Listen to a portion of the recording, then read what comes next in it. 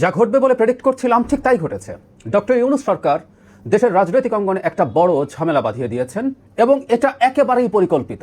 জুলাই সনদ, ঐক্যমত্য কমিশন, অন্যান্য রাজনৈতিক দল যেসব দাবি টাবি আমাদের সামনে এনেছে প্রত্যেকটা পরিকল্পিত নাটকের অংশ।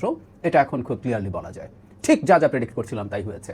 কিছুক্ষণ আগে প্রধান উপদেষ্টা ভাষণ দিলেন এবং যে বিষয়কে নিয়ে রাজনৈতিক সংকট তৈরি হয়েছে সেটা নিয়ে তাদের যে সিদ্ধান্ত জানালেন, এই সিদ্ধান্তটাই প্রেডিক্ট করছিলাম। উনি কি জানিয়েছেন বলছি এবং কেন বলছি, এটা রাজনৈতিক সংকটকে খুবই ঘনীভূত করেছে এবং এতে মনে হয় যে সরকারের ভিন্ন কোনো উদ্দেশ্য আছে নির্বাচন ছাড়া। সত্যিই আছে।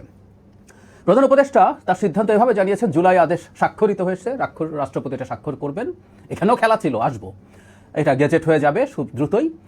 গণভোট, যেটা নিয়ে মূল সংকট ছিল, গণভোটটা নির্বাচনের দিন হবে, সাশ্রয়ী হবে, এই জন্য বলছেন। এই গণভোট আগে হওয়া নিয়েও একটা নাটক করিয়েছে সরকার জামাতকে মাঠে নামিয়ে, আসবো সেটাও। সো ওই দিন হবে ধারণা করছিলাম। এবং গণভোটে একটা প্রশ্নে ক খ গ ঘ 4টা অপশান দিয়ে, 4টা সহই প্রশ্ন আসলে জবাব, প্রশ্ন একটাই, হ্যাঁ বা না একটাতেই বলতে হবে, কিন্তু একটা প্রশ্নের মধ্যে ক খ গ ঘ দিয়ে 4টা বিষয় উল্লেখ থাকবে। 4টা বিষয় হচ্ছে এরকম।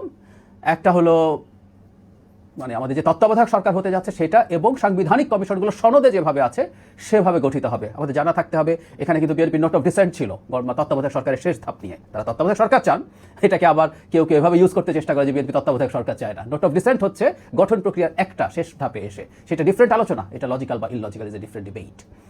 এর বাইরে সব সাংবিধানিক কমিশনের কথা বলা হয়েছে। বিএনপি শুধুমাত্র নির্বাচন কমিশন গঠন নিয়ে সবার সাথে একমত হয়েছে, বাকিগুলোর ক্ষেত্রে না। তো এর মধ্যেও বিএনপির ডিসেন্ট আছে। দ্বিতীয় খ, যেটা সবচেয়ে বেশি আলোচিত এবং ডিবেটেড, সেটা হচ্ছে আপার হাউস হবে, পিআর থাকবে, মানে ভোটের প্রপোর্শনাল রিপ্রেজেন্টেশন, এবং সংবিধান সংশোধনের ক্ষেত্রে সেটা ক্ষমতা থাকবে, সেটা উল্লেখ করা দেওয়া হয়েছে, সাধারণ সংখ্যাগরিষ্ঠতা লাগবে বলা হয়েছে। গ হচ্ছে এর বাইরে যেগুলোতে ঐক্যমত্য হয়েছে 30টা বিষয়। সংবিধানের 48টার মধ্যে 18টাতে সবারই এক একজনের এক একটা সহ 18টাতে নোট অফ ডিসেন্ট আছে। 30টা যেগুলো আছে সেগুলো যেই ক্ষমতায় আসুক করতে বাধ্য থাকবে। এটা লজিক্যাল, কারণ হচ্ছে যেহেতু 30টাতে কারণ নোট অফ ডিসেন্ট নেই, যেই ক্ষমতায় আসুক সেটা করবে। এবং বাকি বিষয়গুলো তার মানে এই নোট অফ ডিসেন্টের মধ্যে বাকি বিষয় যেগুলো নোট অফ ডিসেন্ট আছে সেগুলো ইচ্ছের উপরে ছেড়ে দিয়েছেন। অ্যাপারেন্টলি বিরাট দয়ার সাগর হয়ে সরকার এটা করেছে বলে মনে হয়। তার মানে ব্যাপারটা এরকম দাঁড়ালো, বিএনপির সব যে নোট অফ ডিসেন্ট আছে সবগুলো না, 2টা নোট অফ ডিসেন্ট আসলে সরকার নিজের উদ্যোগে তুলে ফেলছেন এবং এটাকে গণভোটে দিয়ে দিচ্ছে। এখন জনগণকে ভোট দিতে হলে এই 4টার ওপরেই একসাথেই হ্যাঁ বা না ভোট দিতে হবে। তার মানে যদি হ্যাঁ ভোট হয়ে যায় তাহলে আপার হাউস পিআর বিএনপিকে করতে হবে, এই ধরনের কথাবার্তা বা পরিস্থিতি তৈরি করা হচ্ছে। তারপরে তত্ত্বাবধায়ক সরকারের ক্ষেত্রেও ওই ধরনের অবস্থা আছে, যদিও এখানে একটু ফাঁক আছে। আমি এভাবে বলতে চাই, সেটা হলো গতে বলা হয়েছে যেগুলোতে নোট অফ ডিসেন্ট নেই সেগুলো আসলে সরকার, মানে যে সরকার তৈরি করবে সেগুলো করতে সে বাধ্য থাকবে। এখন ওপরের দুটো যদি হ্যাঁ হয়ে যায় তাহলে কি হবে, এটা কিন্তু এই গণভোটে অ্যাপারেন্টলি নেই। কিন্তু প্রধান উপদেষ্টা তার বক্তব্যের পরবর্তী সময়ে গিয়ে ক্লিয়ারলি বলছেন যে ওটাও করতে হবে। ওটা যদি হ্যাঁ হয়ে যায় তখন যে 270 দিনের মধ্যে এগুলো এফেক্টিভ করার প্রশ্নে বলছিল, এটা কমিয়ে এনে 180 দিন মানে 6 মাস করা হয়েছে, এবং তার 30 দিনের মধ্যে লোয়ার হাউসের প্রপোর্শনাল রিপ্রেজেন্টেশন অনুযায়ী আপার হাউস তৈরি করতে হবে। তার মানেটা এটুকু বুঝতে পারছি তার বক্তব্যে, গণভোট যদি হ্যাঁ হয় তাহলে উপরের প্রথম ক আর খ, আমি আবারও বলছি, ক হচ্ছে তত্ত্বাবধায়ক সরকার এবং সব সাংবিধানিক কমিশন সনদে যেভাবে বলা হয়েছে সেভাবে করা হবে। সো এখানে বিএনপির নোট অফ ডিসেন্ট থাকলেও হ্যাঁ মানে হচ্ছে জনগণ এটা গ্রহণ করছে অ্যাপারেন্টলি। যদি এই একটা প্যাকেজে হ্যাঁ দেওয়া মানে এটা বোঝায় কিনা, এটা সিরিয়াস প্রশ্ন আছে। খ হচ্ছে আপার হাউসের প্রপোর্শনাল রিপ্রেজেন্টেশন, এটাও বিএনপির সিরিয়াস নোট অফ ডিসেন্ট আছে, লজিক্যাল না কিন্তু আছে, এবং দীর্ঘদিন সমালোচনার সহ্য করে হলেও বিএনপি তার এই অবস্থানটাতে স্থির থেকেছে, এখন সেটাও তুলে দেওয়া হচ্ছে। যা অনুমান করছিলাম ঠিক তাই হচ্ছে, এবং এটা একটা নাটক তৈরি করা হয়েছিল। জামায়াতকে মাঠে নামিয়ে বলা হয়েছে তুমি নভেম্বরে গণভোট চাও। যখন আমি জানি প্রতিক্রিয়া যখন আসবে জামাত বলার চেষ্টা করবে না গণভোট নভেম্বরেই তো চেয়েছিলাম, ওটা হলে ভালো হতো। আসলে তারা যা চেয়েছিল ঠিক তাই, আমরা লোয়ার হাউস পিআর চেয়েছিলাম, না লোয়ার হাউস পিআর হয় না বলে ভালো লাগছে না। এদিকে প্রেসিডেন্ট না প্রধান উপদেষ্টা সিগনেচার করতে হবে বলে আওয়াজ তোলানো হয়েছে এনসিপিকে দিয়ে। এনসিপি সেটাও কাইকুই করবে যে না আমরা শাহাবুদ্দিন চুপ্পুর এটা মানি না, উনি তো এটার লোক না। ফলে তারাও এক ধরনের বিরোধী খেলা খেলবেন সরকারের সাথে।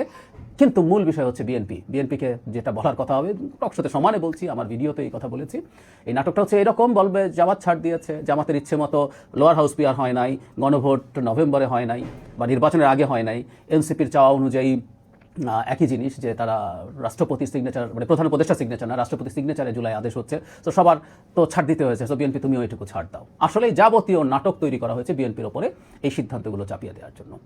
বল এখন বিএনপির কোর্টে। আমি দুদিন আগেই বিএনপি স্থায়ী কমিটি অবশ্য প্রকাশ্যে জানিয়ে দিয়েছেন যে জুলাই সনদ যেভাবে স্বাক্ষরিত হয়েছে তার বাইরে কিছু যদি হয়, এটা বাইরে হচ্ছে।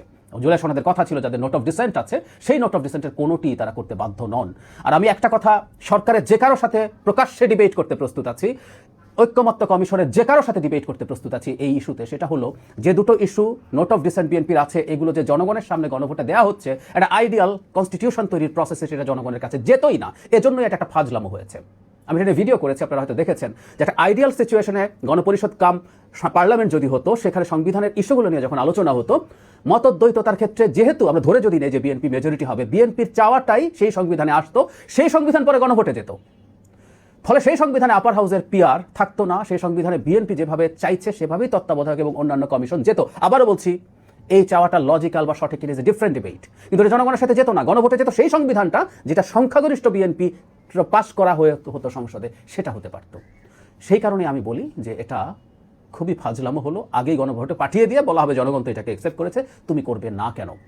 চাপিয়ে দেয়া কোনো সংস্কার, কোনো ভালো কিছু এইভাবে ঘাট ধরে চাপিয়ে একটা দলের সাথে যখন, যে দলটা এত বড়, যে দলটা ভেঙে ফেলার চেষ্টা শেখ হাসিনা দীর্ঘদিন থেকে করেছে, অন্যায় অত্যাচার করেছে, লক্ষ লক্ষ মানুষের বিরুদ্ধে মামলা দিয়েছে, টর্চার করেছে, গুম করেছে, বিচার বহির্ভূত হত্যাকাণ্ড চালিয়েছে, লোভ দিয়ে দলে নিয়ে আসার চেষ্টা করেছে, সেই দলটা, সেই রকম একটা দলের উপরে এই ধরনের অন্যায় বাজে আচরণ চাপিয়ে দেয়া আমাদের রাজনৈতিক সংস্কৃতির জন্য খুবই খারাপ হলো। এখন বিএনপি এটা কি গ্রহণ করবে? মানে অনেকটা এরকম যে এখন তো গণভোটে তার যেহেতু দুটো নোট অফ ডিসেন্টের গুরুত্বপূর্ণ জিনিস আছে, তাকে নায়ের দিকে কি ঠেলে দেওয়ার চেষ্টা হচ্ছে? বিএনপি কি নাতে যাবে, নাকি বিএনপি ওই ভোটদানে বিরত থাকতে বলবে, নাকি বিএনপি সেই একই ঘোষণা দিয়ে দেবে যে গণভোটে যদি ওগুলো হয় বিএনপি এটা মানবে না? I really don't know. সিচুয়েশনটা খুবই টাফ জায়গায় নিয়ে গেছে পরিকল্পনা করে সরকার, এবং ডক্টর ইউনূসের সরকার অত্যন্ত খারাপ একটা পরিস্থিতির মধ্য দিয়ে বিদায় হওয়ার সম্ভাবনা তৈরি হয়েছে। এই সরকারটা